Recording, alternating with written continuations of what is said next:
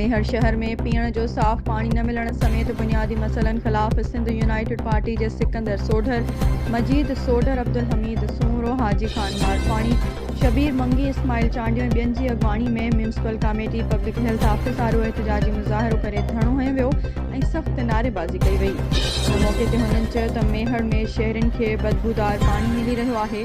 Filter plant नाकारा बणियल आहे। Public health STO ऐं इंजीनियर मिली भगत करे किरोड़े रुपयनि जी बजट हड़प करे रहिया आहिनि। शहरी साफ़ पानी पीअण लाइ परेशान आहिनि।